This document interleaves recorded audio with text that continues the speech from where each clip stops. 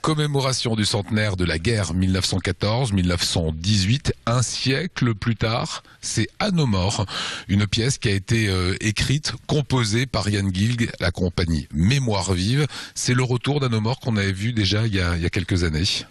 Bah, elle a évolué, hein. Elle a bougé au niveau de la distribution, donc forcément au niveau de certains des tableaux. Et c'est pas un retour parce que À nos morts s'est jamais arrêté finalement. C'est une pièce qui, je crois, fait quasiment plus de 130 dates depuis 2006. Sur toute la France. On revient d'ailleurs, la semaine dernière, nous étions près d'Avignon, dans la ville du Thor, dans le cadre d'une opération autour du musée de la Résistance Jean Garcin. Donc c'est un spectacle qui continue à jouer. Voilà, et c'est un spectacle qui met en avant ces hommes, ces femmes qui ont participé à cette guerre 14-18, ces oubliés de l'histoire, tirailleurs sénégalais, algériens, maliens.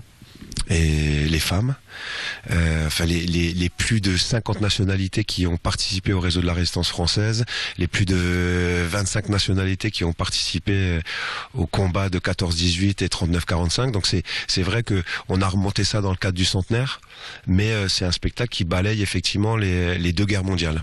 Est-ce que les jeunes d'aujourd'hui savent que ces gens qui n'étaient pas blancs, qui avaient pas des bonnes têtes de Français telles qu'on pouvait les imaginer, que ces gens ont payé un lourd tribut pour notre liberté?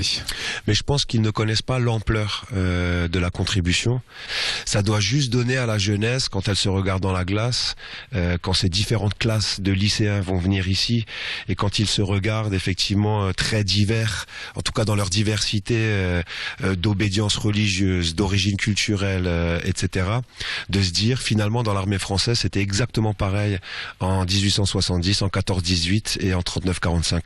Alors pourquoi ça se voit pas assez dans les images d'archives? Pourquoi ça se voit pas assez dans la narration du récit national? Je continue à penser en tout cas que effectivement la France a un souci de regarder son histoire coloniale en face, et que forcément, comme ces deux conflits mondiaux sont de cette période-là, ils sont partis avec l'eau du bébé. Aux grands hommes tombés au champ d'honneur, ceux à qui Marianne n'a jamais su rendre les honneurs. Aux tirailleurs morts pour la France loin des leurs, soldats des colonies en terre d'ici et ailleurs. J'ai vu leurs cicatrices, blessures et peines sur le visage.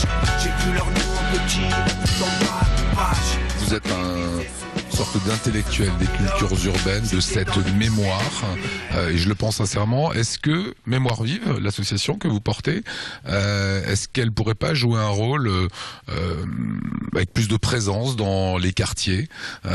Comment est-ce que vous êtes accompagné et aidé?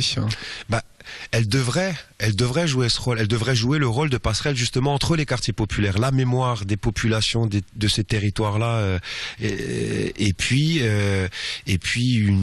une autre société française qui vit peut-être plus confortablement et qui souvent dans son confort en oublie ceux qui aujourd'hui sont en souffrance, qui portent encore les stigmates du passé et qui ont du mal à trouver leur place dans cette société-là. Donc effectivement, on a quand même du mal à comprendre aujourd'hui pourquoi on est encore en train de ramer alors que il y a eu des effets d'annonce, il y a eu des discours, et que semblerait-il les élus locaux et les élus nationaux sont sensibles à ces questions-là. Donc on attend. Hein. Voilà, on devait voir l'émergence d'une scène portée par Mémoire vive, plus importante en Alsace. Pour l'instant, je la vois pas venir.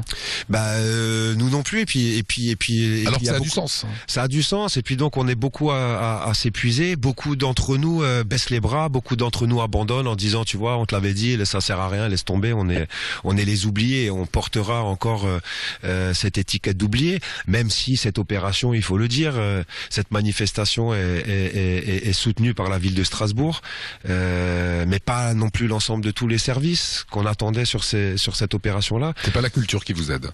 Non, là pour le coup c'est effectivement c'est l'adjoint au maire Mathieu Kahn, et puis le service jeunesse et événements, donc animation urbaine.